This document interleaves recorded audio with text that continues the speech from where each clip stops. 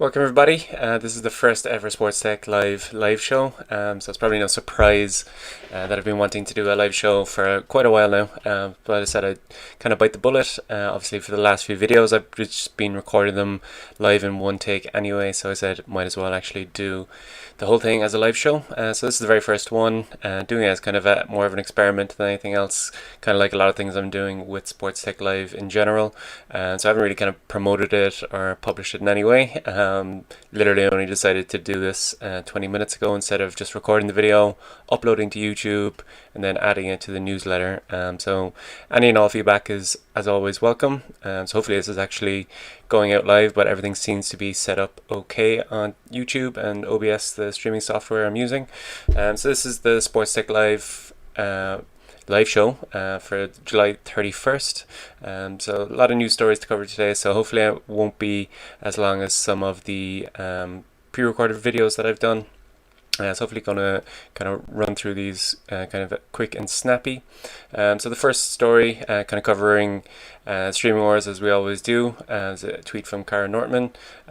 So the NWSL, the female soccer league in the US, setting records with 653,000 viewers on CBS, which is an absolutely stunning number and kind of beat out a lot of sports over the weekend, like the MLS return on ESPN, which is great for the women's game, especially in the US, where it really has a strong foothold and a supporter base. We kind of mentioned last week about them doing great things on Twitch, so good to see that they're doing similar kind of numbers on kind of traditional broadcast with CBS. And another CBS related story, obviously they've kind of bought the rights now for the Champions League in the US. So another kind of story kind of going through that, kind of suggestions that they are actually paying less than Turner Sports did for the Champions League, which is kind of mentioned at $60 million. So kind of goes into some detail about how they actually managed to do that and the plans moving forward on CBS network, obviously with the Champions League returning next month in about a week's time to finish up the Champions League that was left outstanding. The Champions League has kind of changed its traditional format to accommodate this bizarre circumstance, so it's really kind of packing a lot of great games with some of the top teams in Europe into a very short space of time. So it's kind of like a mini World Cup or mini European competition. So there's no kind of distraction with domestic leagues. It's just all focused on the Champions League, so I'm very excited about that. AS Saint-Etienne Football Club have launched their own OTT platform, so it's kind of building momentum. More and more teams kind of launching their own platforms to allow fans to watch old games, and building a community around the content that they have from the team themselves. And it kind of mentions about magazine programs, interviews, so kind of putting a lot of the content that's probably going out on social into a OTT platform, so a lot of video on demand. Obviously they probably don't have rights to live games, but they might have rights to underage games, the female version of their games. So very interesting to see a team like Rennes or Saint-Etienne kind of launching their own. Another news story here with the NBA. There's a good few stories with the NBA. Obviously they're kind of returning to action, this time doing a 5-year deal with Israeli pay TV broadcaster for another 5 years, so that's up to the end of the 25-26 season. Then looking at this is actually in the wrong section, so doing a bit of last minute editing. So Fox are going to use virtual fans for the 2020 broadcast. So I've seen this in action for La Liga and I wasn't too impressed. And I think that's been the general response I've seen to this virtual fan, kind of incorporating them into the stadiums to fill those empty seats. We've seen a number of different kind of iterations of that to bring some sort of semblance of normality, but for me it just kind of gets in the way. I'm a big fan of the virtual fans in terms of noise and cheering and chanting, because it adds and enhances to the broadcast in my opinion. Doesn't actually kind of get in the way, whereas this kind of virtual fans in the stands, for me it kind of does get in the way. kind of glitches, you kind of know it's fake, and it's very, very apparent in my opinion. So it would be interesting to see how that kind of evolves over time. Obviously, it's a very new technology, new implementation, so it'd be interesting to see how that develops over the course of the Major League Baseball season, I should say. Story here about Notre Dame kind of being included in kind of TV revenues. That could be a win for the team. So interesting to see different kind of ways of kind of coming together for the benefit of everybody.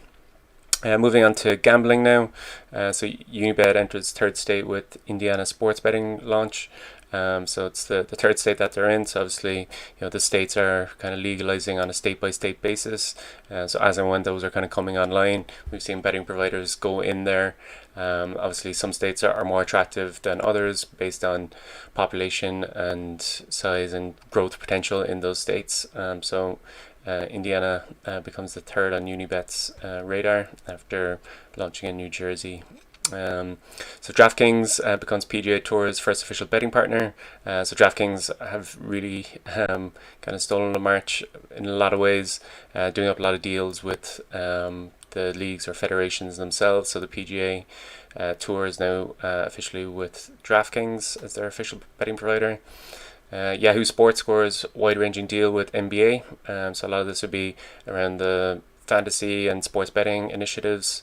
So again, Yahoo Sports have been kind of a mainstay in the fantasy sports space in the US. They were one of the first to have big kind of wide-reaching fantasy sports for the US. So here they're doing a deal with the NBA to kind of deepen that. And in the article it kind of mentions potentially about VR and different kind of initiatives to enhance that kind of fan experience through gaming. So this is the first time I've seen betting odds being put on the Formula One website. Obviously, I think it was last year we covered a story where SportsRadar and 188bet.com were going to be kind of officially partnering with the Formula One season for this year, creating new betting markets, using the betting markets as kind of a way to deepen fan engagement. So this is the first time I've seen it on their website. The whole article kind of starts with what is even betting. So I guess it really is kind of an education kind of post, as well as kind of promoting the odds that 188bet.com are going to be providing for the race this weekend at the British Grand Prix. The first of two. Next weekend there's going to be another British Grand Prix.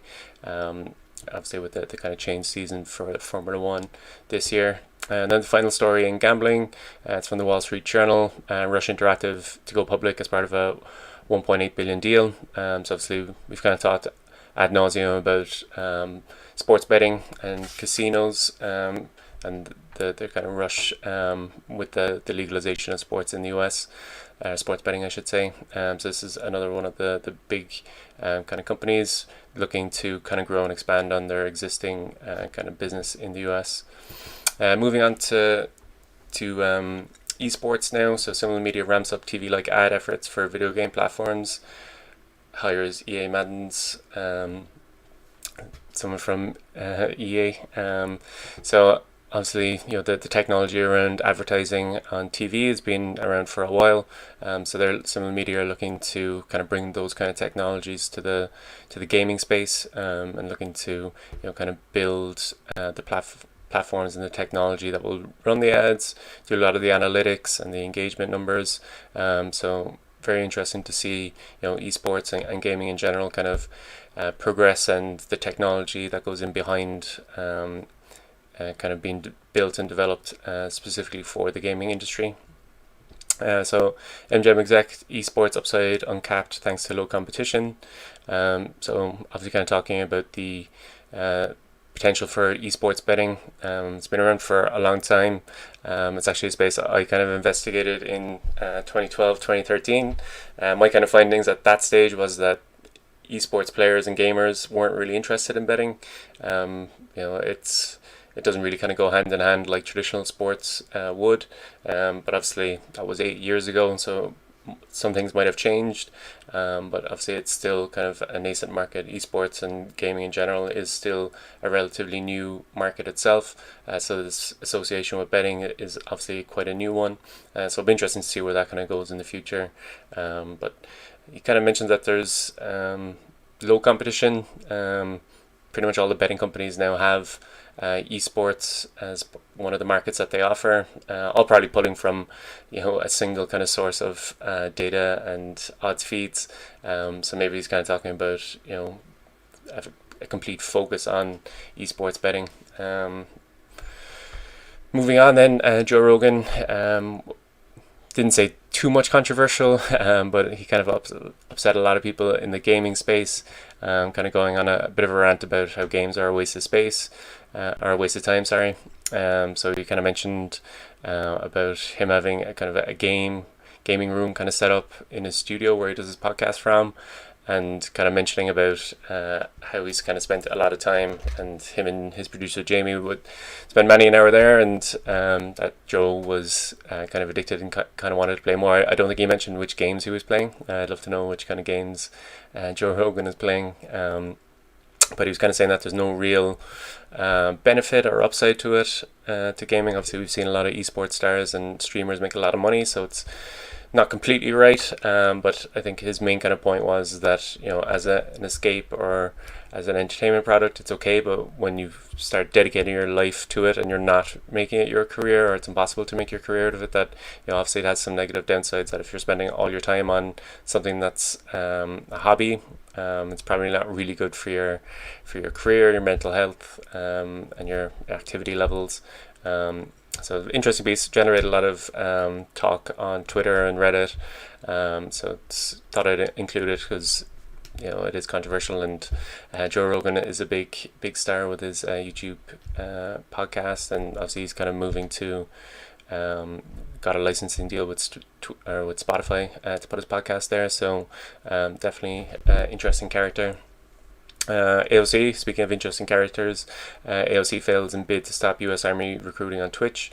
So she put forward a bill to prevent the US Army from potentially recruiting new cadets on Twitch, and that didn't get the requisite numbers to pass in the US Congress or Senate. I'm not sure which house she actually sits in, but yeah, it didn't go forward anyway. And obviously, the US Army kind of have sponsorship deals and different deals with a lot of other kind of big sports. Every Super Bowl, there'll be a military presence and a flyover. But obviously, Twitch is obviously a much younger target audience. So I think she was trying to protect from that. Then the gaming business is booming in lockdown. Verizon's doubling down with FaZe Clan. So FaZe Clan is one of the most preeminent kind of gaming organizations, professional esports teams across all the kind of major games. They're not without their own kind of controversies. I think we've covered them in the past, so I won't go into them here. But Verizon is going to be one of the lead sponsors of FaZe Clan, and they've attracted investment kind of across the board and doing really great things on their commercial sides. Moving over to content, interesting piece here on Freddie Adu. I'm not sure if people will remember who Freddie Adu was or is, but he was hyped as the new Pele back in the early 2000s. Kind of broke onto the scene as a 14 or 15-year-old playing for DC United. Never quite made it to the top that he was kind of expected to. Kind of moved to Europe and moved around to different teams, but never kind of made it on the big stage. But now there's going to be a 6-part narrative podcast on Freddie Adu, so I think that will be interesting to a lot of soccer fans from back in the day, championship manager players who probably signed up Freddie Adu to their teams back in the day. After quitting Deadspin in protest, they're setting up a new site. So Deadspin was a big story last year. There's a bit of controversy there about not focusing on sporting content, so there's a bit of animosity between the CEO and the staff. A lot of them left at the time, but now they've set up their own new media company called Defector Media. So it's going to be a company with a podcast and a website dedicated to sports and culture. I think the controversy around Deadspin was that they'd moved more and more towards culture and not sports, which is obviously the kind of founding principle behind Deadspin. So obviously this is quite an important and culture that both are going to be focused on. So it'll be interesting to see what comes out there, because they produce some really good content, especially long form content, which we've kind of seen decimated since BuzzFeed and the likes have kind of made everything a bit more kind of clickbaity and advertiser oriented. Kind of speaking, very similar kind of themes here. So local media outlets launched the matchup to vie with The Athletic, ESPN, Yahoo Sports. So it's an alliance of local media companies, the Local Media Consortium. So they're going to be launching their own new online sports news efforts to try and compete with the likes of The Athletic, ESPN, and Yahoo Sports, who are kind of seen as the kind of first places that you go online to get sports news. Obviously local media has kind of been decimated since the advent of the internet, so now they're looking to kind of compete online as well, and kind of focusing on sports to deliver that kind of local knowledge and local reporting that kind of made local media, newspapers and radio stations so prominent and so well regarded in a community. So very interesting to see that news story there from Variety. So moving on now to marketing and social. So how Twitter plans to help NBA bring live fan interaction to the Orlando resort. So obviously games have begun in Orlando with the NBA season returning. So Twitter and the NBA have had a kind of a long relationship really. So they're going to be using Twitter to bring in fan tweets, to do Twitter polls, to use that as kind of the engagement platform, so kind of like the second screen, to allow fans to chat, which happens anyway. NBA Twitter is a very real thing. A lot of people will be chatting on Twitter during a NBA live game, so an actual way of that being represented in the stadium on the screens that are going to be at NBA games and on broadcasts as well. So it'll be interesting to see how that kind of moves forward over the weekend and how it evolves over the NBA season. So Pepsi kicks off soccer quiz on House Party video chat app. So House Party kind of burst onto the scene. It's been around for a while. They were a kind of a live streaming competitor back in the day to Periscope. Obviously Periscope was then sold to Twitter, so they had to kind of rethink what they were doing, because they kind of got blocked out of Twitter as a result of that Periscope deal. They were kind of using Twitter kind of login to get people kind of signed up, and the social broadcast that would come about as a result of going live, and then using your Twitter kind of contacts to be the distribution model to get people watching your live stream. But since then they've kind of moved over to kind of a mobile-based video chat application. So they kind of burst onto the scene at the start of COVID. Obviously a lot of people kind of needing to hang out with their friends and have conversations and catch-ups with family and friends. So I think there was like 15 million downloads in the first month of lockdown around the world. So definitely have a massive install base. So they've launched a quiz application inside of House Party. It's kind of sponsored by Pepsi, which is all about the Champions League, which I mentioned earlier is returning on August 7th. And they were using a couple of football influencers, I guess you'd call them, some pretty prevalent people in soccer Twitter and soccer Instagram. So they were kind of demoing the kind of trivia quiz, and then in pops Paul Pogba while they're answering a question about Paul Pogba. So very interesting to see this kind of tie up between a video chat app, Pepsi, and obviously a massive star like Paul Pogba. So the whole idea here is that if you have a House Party chat with your friends, that you can bring in this kind of mini app inside, and you all can answer the questions at the same time, and have a bit of chat and banter based around that. And the games on House Party are pretty good. not mind-blowing in any stretch of the imagination, but as a way to enhance engagement and add a bit of fun and interactivity to a video chat, because I think we all had kind of burnout from doing so many video chats for work and then with family and friends. So interesting to see this happen, so I'll definitely be checking that out when the Champions League returns. I think it's live right now. So some lucky MLS fans will soon unpack the Heineken 0-0 Stadium in a Box. So yeah, obviously we've seen Heineken 0-0 being a major sponsor of a lot of leagues, teams, organizations, competitions. Like they're one of the sponsors of the Champions League as well. But they're doing a promotion where you win a stadium in a box. So in this picture over here, you can kind of see what that might look like. So you get a mini fridge full of Heineken 0-0. It looks like you get a chair and a kind of backdrop of an empty stadium. So it's kind of limited to people from certain zip codes in the US. So you can enter by tweeting. If anyone here does win that, I'd love to see what that experience looks like of getting it shipped to you and the unboxing and setting up.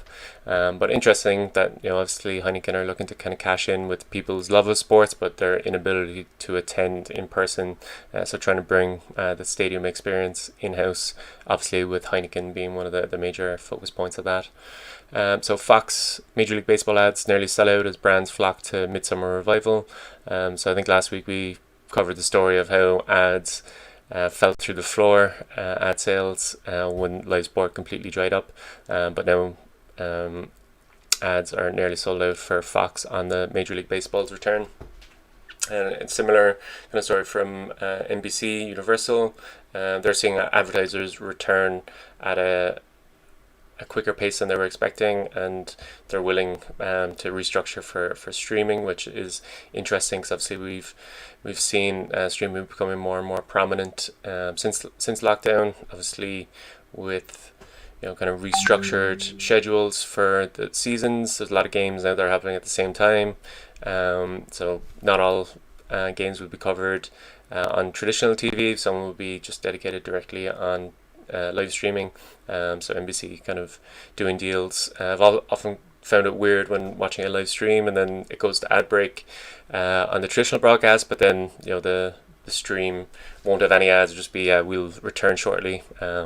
So obviously those ads will start now displaying on NBC streams as well. So moving on now to deals, Applecaster raises $11 million of funding.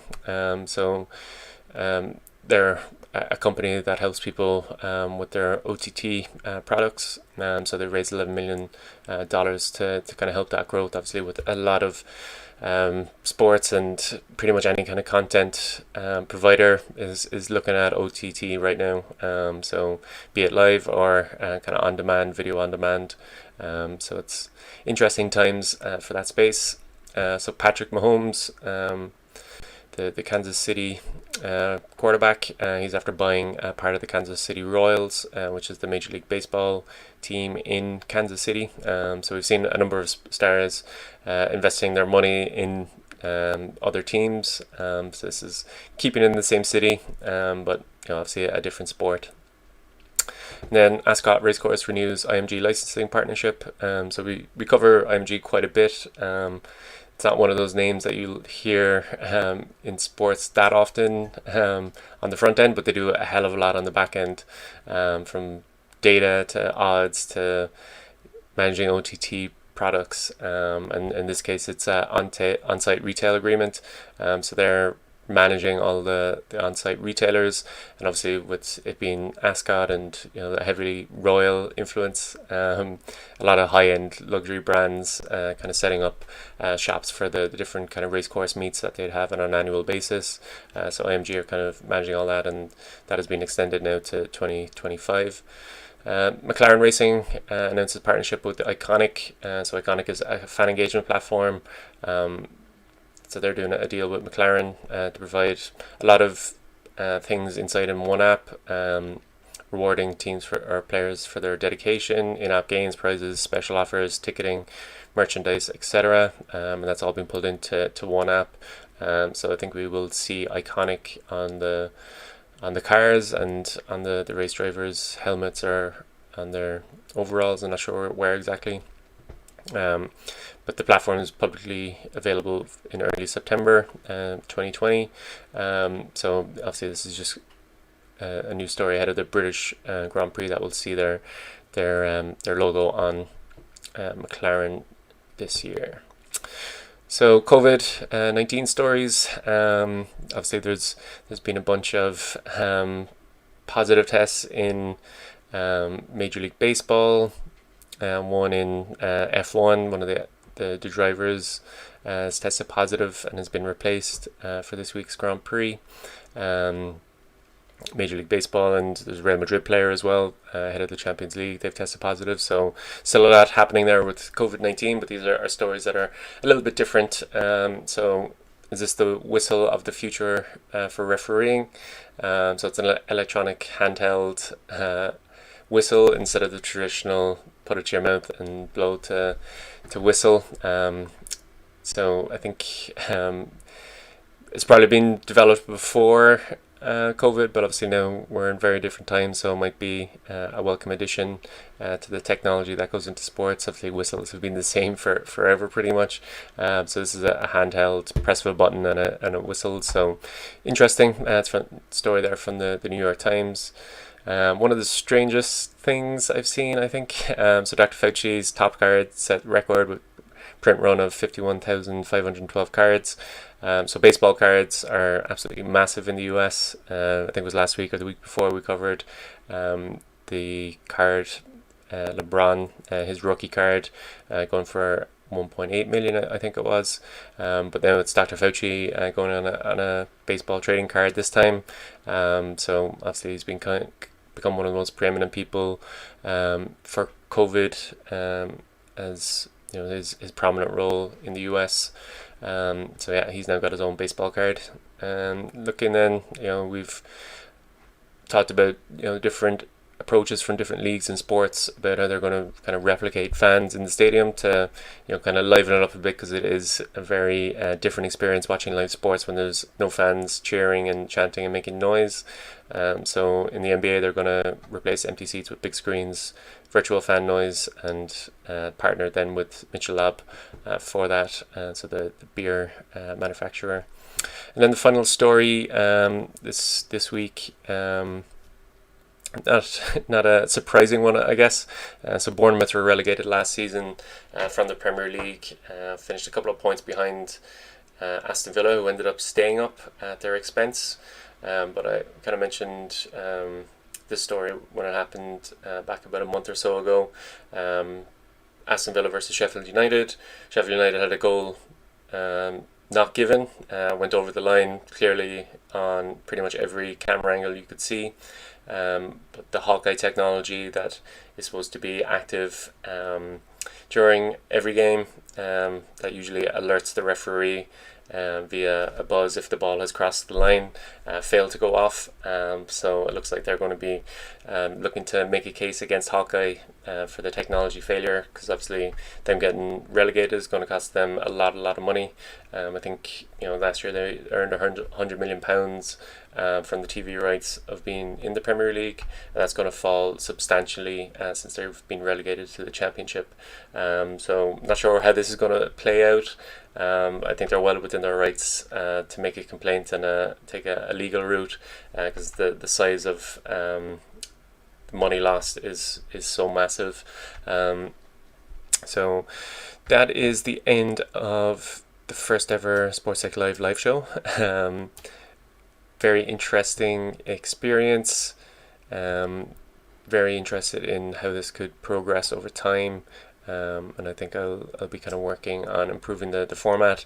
I'm not really sure if kind of reading through what the newsletter is that valuable. Not really kind of adding too much other than what's in the newsletter, so it might be a good kind of promo for people who aren't signed up to the newsletter.